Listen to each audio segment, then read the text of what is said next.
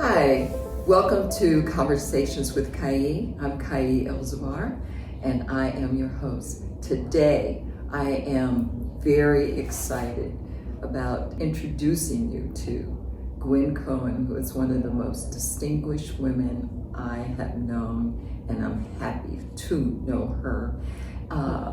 It's true.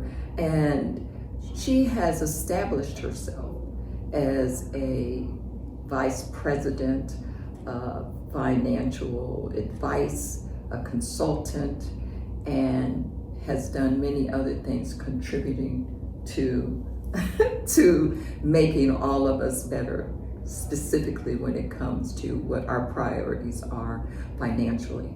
And today, we're going to enter into the conversation about the new arena she's entered into, which is that of author. And so we're going to be discussing her book, and I'll let her tell you the title. The title of the book is Butterflies, Bees, and Bubbles, Gifts, Lessons and Gifts in Gratitude. And I'm honored to be here, Kai. Thank you. So we've talked, and you've introduced yourself verbally as well in the written word as having been influenced by your great-grandmother. Absolutely. We're going to get into that a little bit more, but I just wanted to say that because, and you could talk about how it is that you came to write this book. It's interesting that on my way here, I literally drove within 3 blocks of the very last home my great-grandparents lived in. Wow. And it had such an emotional high for me. I mean, here I am, I'm coming to talk with you, which is an honor. But it is Ida Whitfield Satterfield, a woman born in 1874, who influenced me to write the book, but I just did not know the level of influence she had on me until much later when I understood that she's the one that gave us those 3 values that are so important for us to be CFO-ready adults. So let's talk about those 3 values real fast. So not fast. Ida was home with her children during the great influenza in 1918. My great-grandfather was away, and she told her daughters, I need to prepare you for adulthood because something like this could happen again. That's right. And those 3 values came out of a lot of lessons that she taught them. But the 3 values are: be financially savvy and responsible before adulthood, be thoughtful about the planning for your family before you build the family. There's a hint somewhere. They had 1 son and 7 daughters in that order. So there was a need for them to think about family planning in a different way than she and her husband did. And the 3rd value is to find a way to give back to the good earth. Wow. How futuristic was that? Oh my God. And 1918, over 100 years ago. Exactly, such a powerful way to ground your children and to provide them with references. Absolutely. Let's talk about some of those like words or seeds that your grandmother would plant, and even your aunts, in terms of their relationship with you and your mom. So Ida's oldest daughter, Ida and Fletcher's oldest daughter, is Maud, who became my grandmother. Yeah. And my grandparents' oldest daughter is Clementine, who became my mother.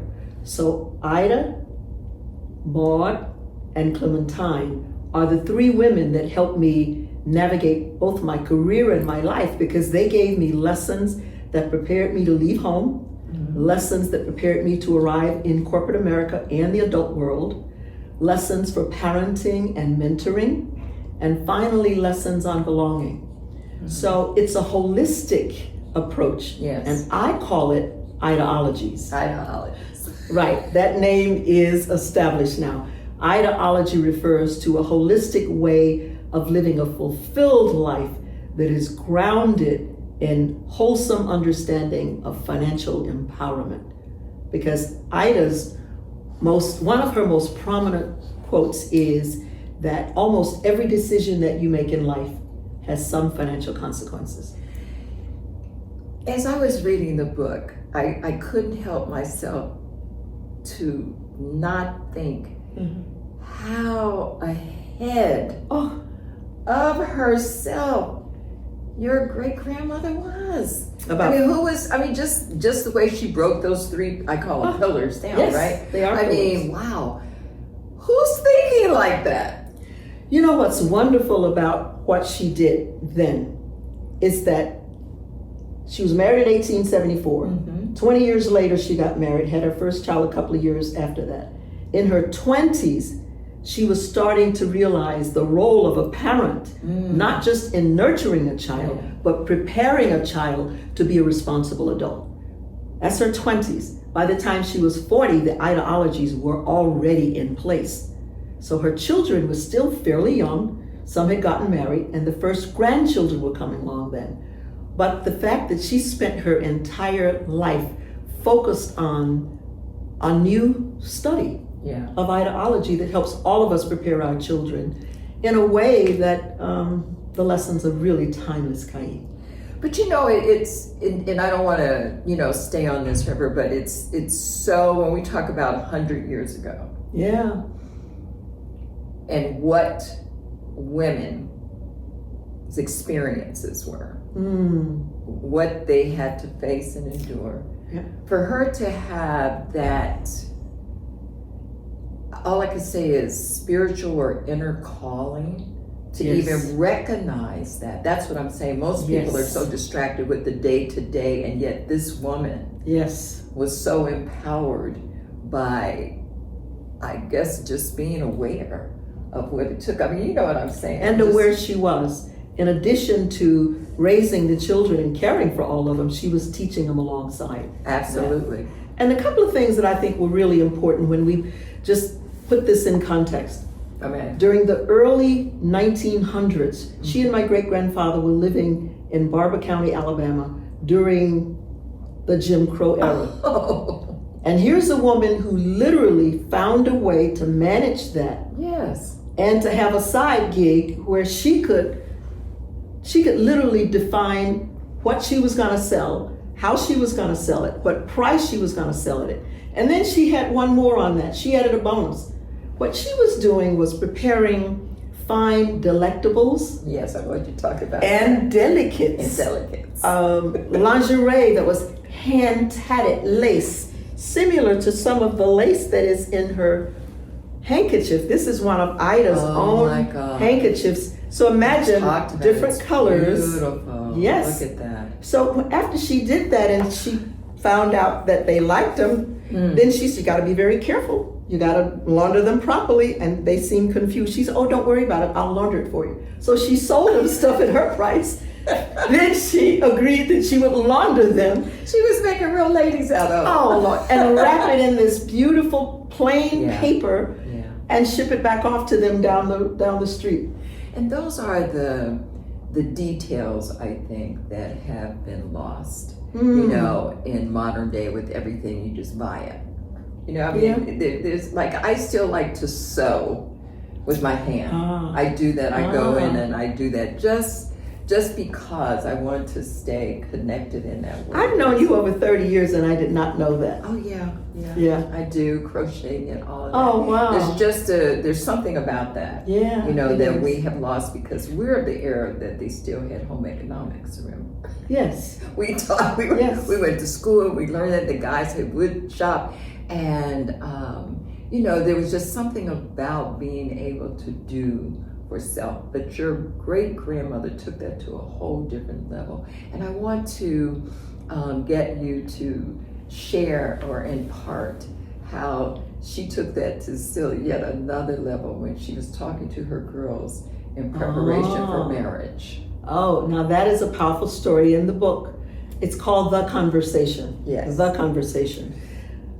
Ida spent the early years of her children in developing them so that they learn how to think creatively, to be critical thinkers though, to be financially savvy. So Ida was confident that for most of their peers, her daughters were better prepared financially. They were more CFO ready than many of the others.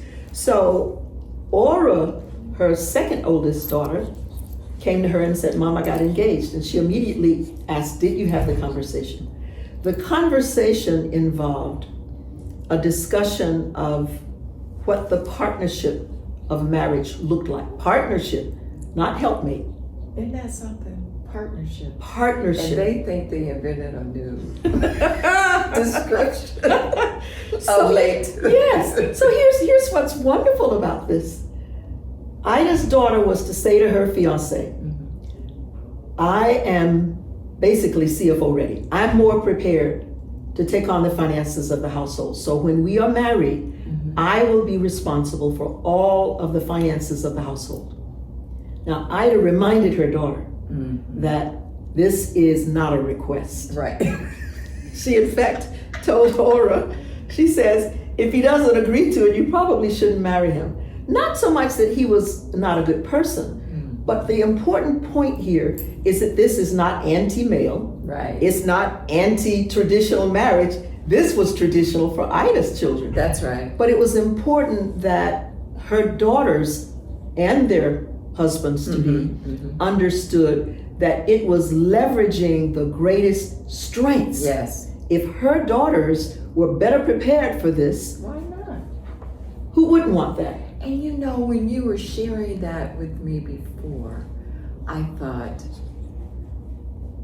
what manner of man could be with these women? It takes a special kind of guy. And yet, but here's the thing, it's just like you, and yet I didn't know them, but just from knowing you, I thought, and yet they remain grounded and feminine in being woman, and yet being the CFO. It's just leveraging your strength. But the way you know we what I'm were talking talking about? But a lot of Absolutely. men then would not have thought that way.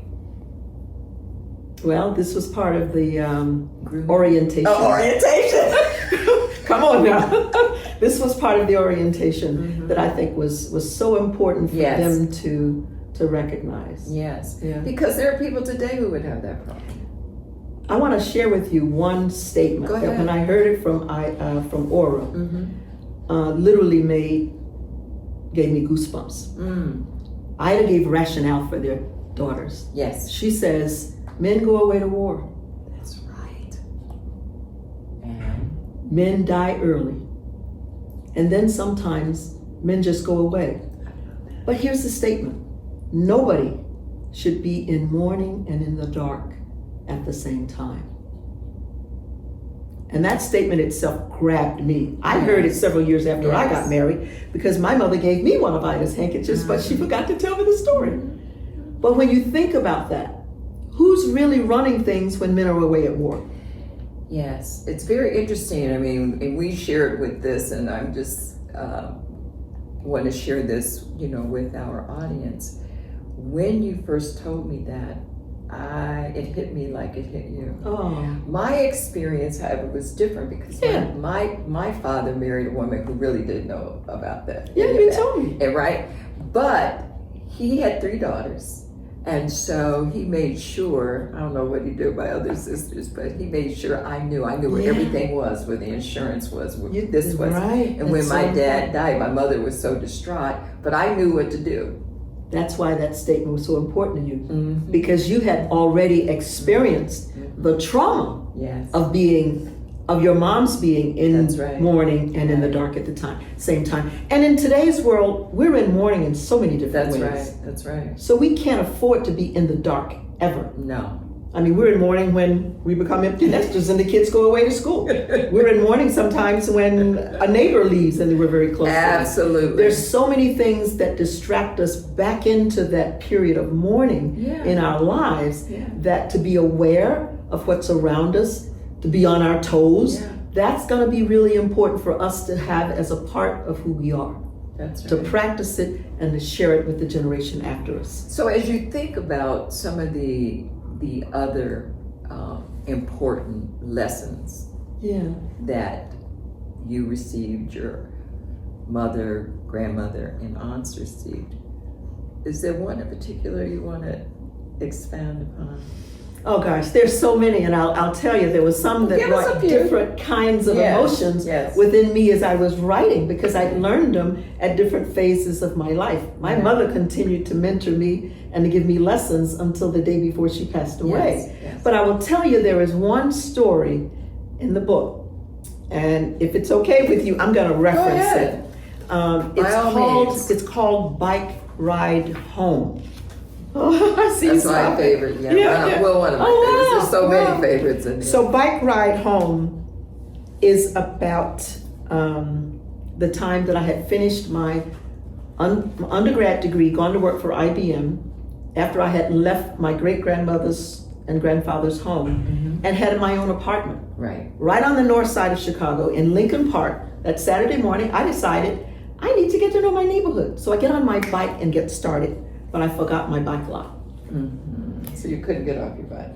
Well, I had to test it that day. Thank you for asking me that. So I saw this huge sign within 2 blocks of my little apartment. Yes. And the sign said, condominium conversion Saturday, Sunday. This is Saturday. Right. So I go, I've never been to a condo conversion open house. So And I it said, was summer and you were dressed up oh cute. Lord, it was summer, my hair was flying, I was in hot pants, and so I said, they probably expect people to be out riding. They want people to come in to buy condos. That's what I'm thinking. Of course. So I pull in and I first asked the guy who was standing at the desk, is there some place I can leave my bike? Over in that corner maybe? And he looked at me and then he just pointed to the corner. And I can't imagine what was going through his head at Probably that thought time. you looked like you're 18, 16 or something. Like, what is she doing? Well, you know what? So then he says, what can I do you for? And I said, I'd like to see a 2-bedroom condo. And he looked at me like I lost my mind. Exactly. So I'm going to fast forward. Go ahead. He was probably thinking, you think I'm going to take my time to show you in hot pants and all this other stuff to a teenage biker? Get out of here. Exactly. So about 45 minutes later, may I read from that? Right on. I'm gonna do just a quick summary from that one. A few minutes later, I came back in to get the bike, Yes. and the first thing that he asked me, well, here we go. He asked me, "So did you do any good?" Now I had already decided that I visualized home ownership. Right. Maybe I could move out of that 1-bedroom in the Stop alley paying them, into right. right. Pay yourself. But I do want to share something with you because he probably was mumbling that. But in the process, it was the most consequential decision I had ever made at that time. So he says, did you do any good? My excitement was unbridled. I wanted to tell somebody, anybody, that I had just bought a condo. I'm about 22 years old. I was going to say, how old were you? Okay. About 22. Yeah. Who better to share it with than the guy who couldn't visualize a teenage-looking biker as a condo owner? So I toned down my enthusiasm, smiled, and dropped the bomb. I just bought a 2-bedroom condo on the 6th floor with indoor parking. You could have knocked him over with a feather. The look on his face was undeniable justice and hopefully a lesson for judging me based on my appearance. Right. I felt a surge of satisfaction at seeing him regret underestimating me. And of course, he lost the sale to a female who sold the condo to me. Justice. Yep, pure justice. So I think that lesson, and the reason I read that, is so important because it combined lessons from all three. It combined a lesson from Ida, which is to be financially savvy and responsible. Yes. A lesson from my grandmother to stay on your toes because opportunities come in different ways and you gotta be able to capture them right away. And one of the most powerful lessons from my mother, which has carried me through my entire career, and that is this: everything that you will ever need in life is already on your path. That's right. Those are the 3 key lessons out of that one story about Bike Ride Home. So I became a landlady at 22 because the people that were there didn't want to move, and I said, I didn't know I was going to do this. I need to think about this myself. So I was a landlady until their lease was up. had the most wonderful experience just understanding people. Yes. It was a gay couple who had been together for a long time. This was in the 70s. Wow. Yeah. That was way before it was even talked about, I think. Absolutely. And, you know, before it was just, they probably said they were roommates. There were no same-sex marriages. Right. There was a word for it even before then. Mm-hmm. But I learned a lot from them, and they were veterans, so they'd served their country. So in a country that had not treated them fairly, one was an executive, the other stayed home. They had traditional roles, and I learned a lot from them just because they were tenants, and I lived only 2 blocks away. Girl. So what a lesson, and what a lesson to learn. Yeah. Because I learned my strengths during that time. And another key thing that I learned during that is dealing with uncomfortable conversations. Despite the fact that this sauntering gentleman didn't say very much to me, the words that he did say and the things that he said to me with his eyes and his physical expression just spoke volumes about how he felt about me. Exactly. And it was really good training ground for what I had ahead of me. Let's really call it was how he dismissed you. Oh, that's a nice word. That's what it was. He dismissed me. He dismissed me. And he lost the sale. And he lost the sale. He lost the sale. You know, I was thinking about going back to the 3 pillars, which were just the foundation for all of the other wisdom to come. But I tried to envision, you know, your families, your mother's sisters. And my grandmother's sisters. Your grandmother's sisters, yes. all coming together, you and the children. And what it must have been like to be in a situation where all of you all are practicing, you understand what I'm saying? The same wisdom, although it may have been expressed differently. But appropriately, and for each family, right? And each of you. And so here you came together as extended family, but with it was like a tribal thing. Like, you know, you had these, you know. That's a good way of looking at it. I said, wow, what was that like? Because, you know, I've come together with cousins and we all know how to sit down and eat and all that kind of stuff. But there was everybody else's family. My father's rules were his rules, and you know what I'm saying. Yeah. So what was that like? You mean when we were together with my mother, mother's mother? Yeah. Or your cousin. We're right at holiday time. Thanksgiving is the beginning of all of that, and through Christmas time. It was a time when we did have a celebration. But you saw the creativity in my mother that Ida had. My mother would literally collect pine cones and decorate the house. She literally taught us to value the things that were already around us, rather than spending the time and the stress in stores trying to find stuff. Yeah. So we grew up with very humble beginnings. We knew how to celebrate. My mother, grandmother, and great-grandmother, from everything I know, knew how to entertain. That's an art. They did it without busting the bank. They did it because they were very creative. I mean, if Ida can come up with something like this, and by the way, this is the fabric, I'm told, that baking flour was literally packaged in. So she would she would wash it, spread it out, cut it, and then she would add these fine pieces to that. Wow. Now, I want to tell you about something that was passed down to my mother. There's a story about my mother and how she literally designed and made our clothes. Yes. And I was bullied for that. But one of the things that I learned from her... Because you thought you were cute. No, I didn't think I was cute. The guys who bullied me thought I was cute. They knew if I could wear my initials on my jeans, if I could wear my initials on my gym uniform, which my mom made one year when things were not very affluent, then they knew there was something special. But I'll share this with you. I had my own internship with this. When my mom made garments for us, I asked for the scraps and I learned how to stitch on her sewing machine. Oh, perfect. And I made leg bags. And there's a story about leg bags in the book.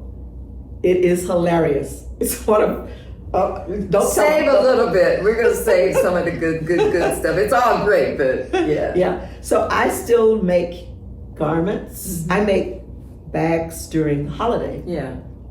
For the gifts to go inside. Yeah. And they are repurposed for shoe bags when you travel. Yeah. And it's one of the things I've treasured for probably 30 years already. So Wow. I'm carrying on that tradition.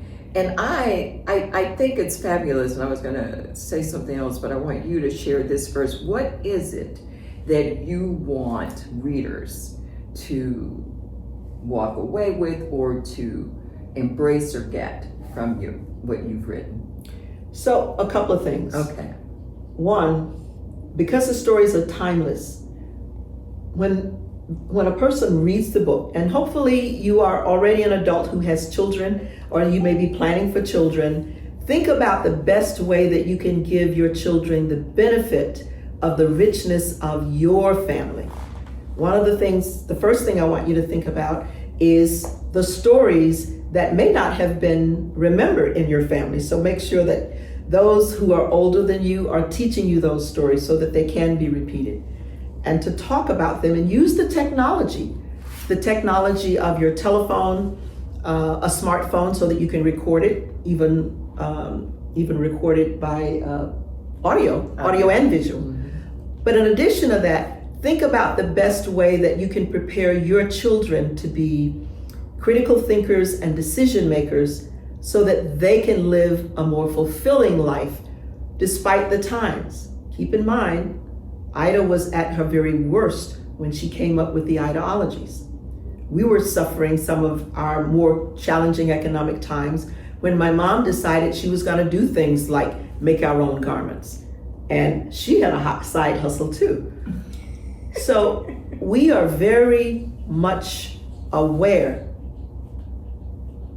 We're very capable of being aware of our gifts within that we haven't yet tapped. And our creative expressions. This is what I want young people to really embrace. Although those are very wonderful, are not limited to dance, song, art. You can be creatively expressed in so many different areas. Absolutely. Designing, whatever, but just the fact that your mom knew what she was doing with her delectable edibles, and then My great grandmother, yeah. your great grandmother. I'm Yes. so sorry, I always do Well, that. she's my mom too because she helped nurture me. But we limit ourselves to that, and I've heard younger women today. I was somewhere and a young lady said, "I don't cook," like that, and I said, "You say that like it's a badge of honor." I said, "Honey, you need to know how to cook if just for you." Oh, Right? There's joy in Because knowing. look at what's happening now. You can't go out and eat every day, or if you are, I just went and bought a Impossible Burger the other day. It was $22 just for a burger. So somebody who is a teenager may never even know that if they earn only $15 an hour, they got to work a whole hour just to get a burger. Do you understand? These what are the I'm saying? concepts that children need to understand. So as soon as a child is old enough to ask you for something, first of all, ask them, what does that cost? That's right.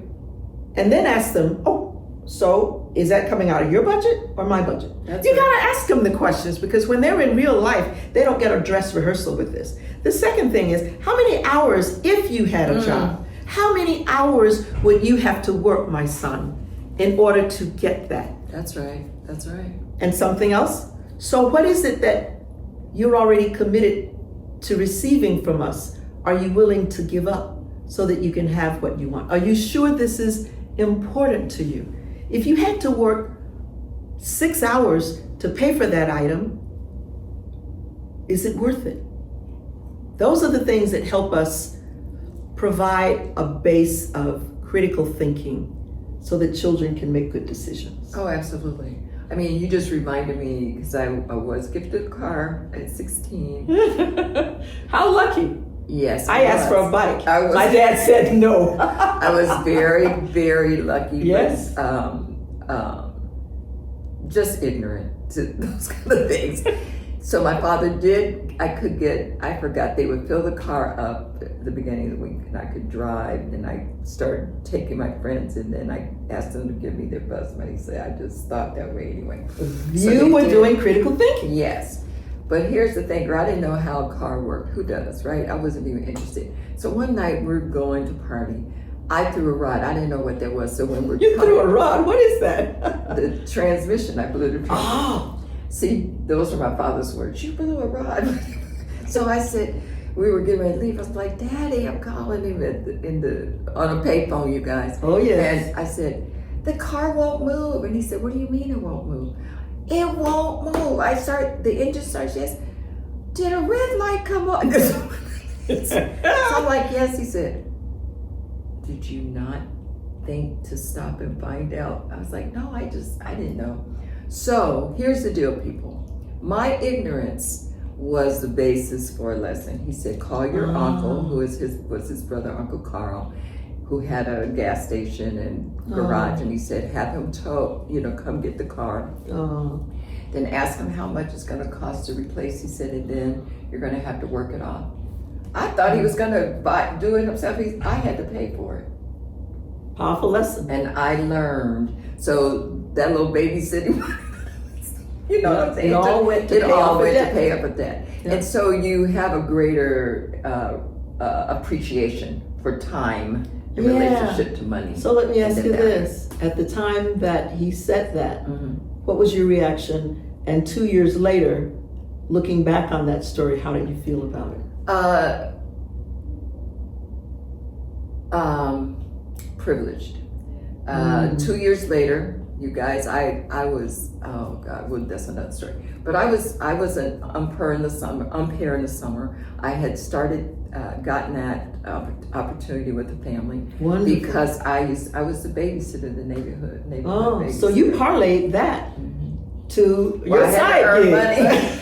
Or your not so side gig. Girl, yeah. So anyway, that's another story. I'll share that with you. We all have Personally. stories. Yeah. And that's the thing. Yeah. There are stories in our families that are so rich with Yes. everything we need to inspire Yes. someone who's younger. And so if you're paying attention, meaning Yes. if we're wide awake, you can get the message Oh, yes. that your experiences are there to teach you. Absolutely. Right? Absolutely. So I was listening. That's all. Thank goodness you're listening. That Oh my counts. God. No, thank you for sharing, because this is a very, I've got the folder featuring photos or images of her grandmother, her great-grandmother, her grandmother, and her mom, and the cover of the book. And I am going to share this, and of course it's a part of our promotion, so you'll see that. I have an Please. announcement too. Go ahead, what? So for someone who is looking to gift this, perhaps to a new couple for their wedding, for their even if they're just planning to have a family, already have a family, there is a special offer available. If you already get the newsletter, you're aware that there is an offer on Book Baby for a discount on this book. This is the month of giving. The third value of Ida's is giving anyway. Philanthropy is a part of it. So I offer you an opportunity to get the book at a better price. If you're not getting the newsletter, just email me, hello@gwencohen.com. Right, and we'll have it on our Great. site. So it's been wonderful. Oh, it's been my pleasure. Thank you. It's a joy to hear your stories. Oh, girl. Your stories, they're all rich with what we need, Yeah. and they're still timeless. Yeah. So thank you for the opportunity. Thank you.